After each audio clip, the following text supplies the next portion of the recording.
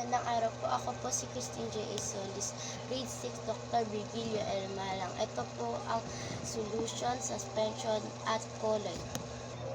Solution: a homogeneous mixture when two or more substances are dissolved together. Ito po ang example ng solution: isang bahong tubig at isa asin. Tapos po, lalagyan po natin ng asin.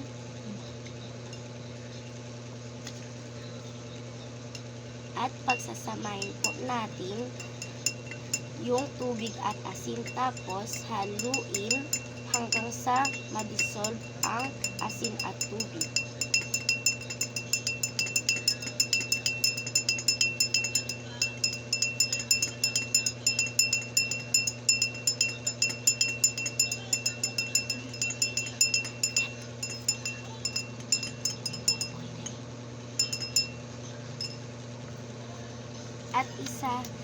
At isa mga characteristic ng solution ay always transparent and light can pass through with no scattering from solute particles. Suspension is a heterogeneous mixture that can separate over time. Ang example ng suspension ay isang basong tubig at oil, tapos pagsamahin po natin ang tubig at oil. Haluin po natin.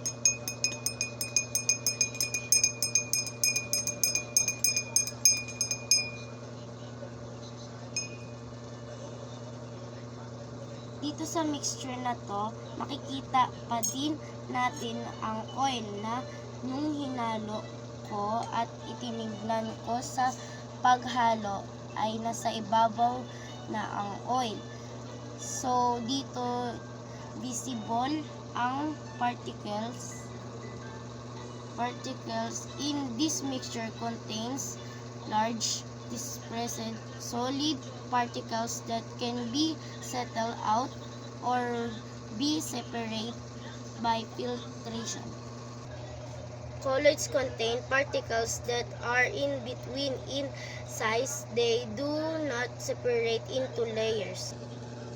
Ang example naman ng colloids ay isang basong tubig at gatas, tapos paghaluin